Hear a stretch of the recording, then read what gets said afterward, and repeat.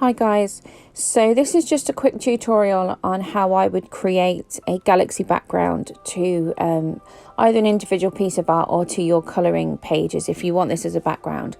So as always, I'm using Prismacolor pencils, and I will put up on the side of the screen all the different colours that I've used to create this look. So I start by adding the lightest colour in kind of like a random shape. There's no defined edges to it. I'm just going to kind of blend that out as much as possible. So I've picked three different groups of colours. So I have the aquamarine and the light aqua with those type of blues up in the right hand corner. I'll be putting purples and lilacs in the bottom, and then some of the pink colours in a different area. So all I'm doing at the moment is I've put the lightest colour down, and I'm going to blend it outward using the next colour slightly darker out from the centre area. I'm making sure that the lines are not defined, they're blending into each other, and I've even got some wispy bits kind of flowing in as well, so that it doesn't look like just separate patches of colour. They look like they're all slightly connected. So I'm just going to continue that method across the colouring page using the different colours to achieve the background.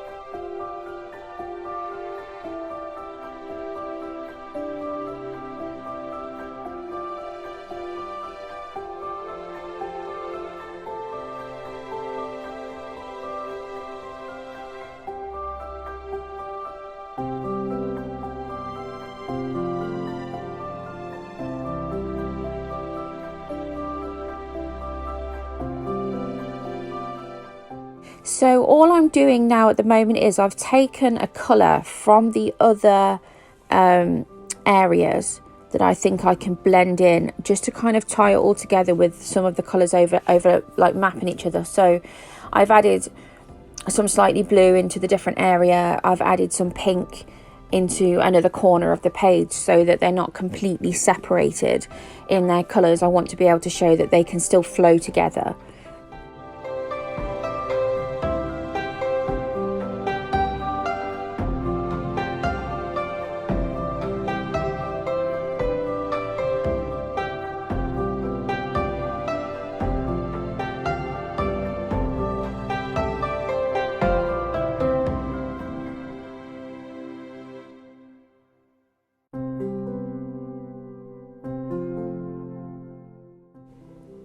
So all I'm doing now is I am beginning to add the black.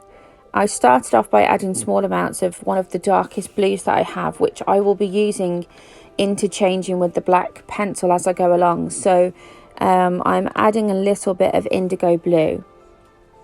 whilst at the same time I'm using the black to kind of surround these colours and let it flow through the centre of some of them. So there will be some wispy bits again, there'll be parts of it that sit in different shapes. None of it is going to be really planned out, to be honest. You just really just want to go in and get some good colour laid down.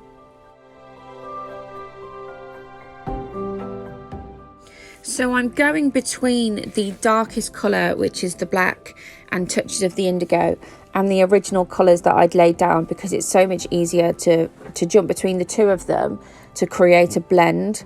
The type of blending that I'm using at the moment is known as burnishing, and it's just using a lot of wax and quite a lot of pressure to blend the colours together. I did slightly try a blender pencil, and then I realised that it really isn't needed because of the amount of wax we're putting down, that we could just burnish it rather than have to use it going over the top again with the blender pencil. So I'm going to go between using the black and the indigo and the original colours, blending them all together so that there's no hard lines, and I'm going to do that all around the page. And I will speed this section up a little bit, and then we can see how we lay down the stars and some of the extra lights.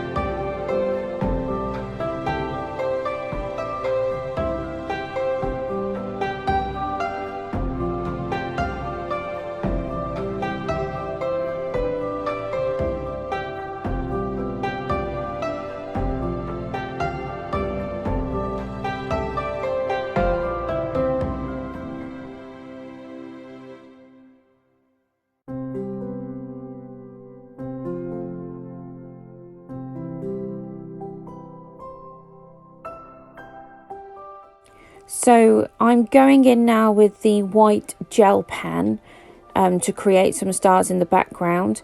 The only problem I find from this is we don't get a lot of variation in size. If at all possible, I probably would have used the acrylic paint idea and an old toothbrush, but again, there's problems with that, such as you can't decide where the colours lay down or where the stars, and if if it goes slightly wrong, then it tends to just ruin the whole thing. So what I found was the best idea was to use your white gel pen, literally just dot it like you would stars, trying to make sure that none of them form any pattern, but then continuously going back and forth, adding slightly larger ones, slightly small ones. It does take a lot longer than just using acrylic paint and kind of splashing it, but at the same time you're able to control exactly where you want the stars to be.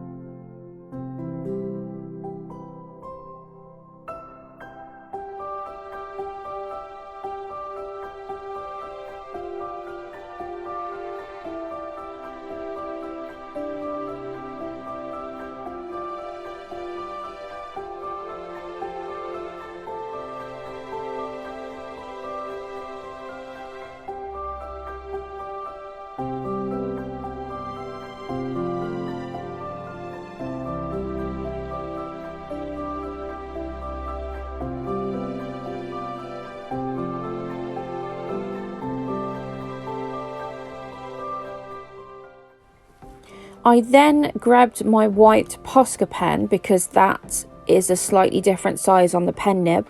So I used that to lay down more stars, but at the same time they automatically created different sizes.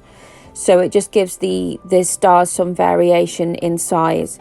I'm using the spare piece of paper because the Posca pen always tends to fly everywhere.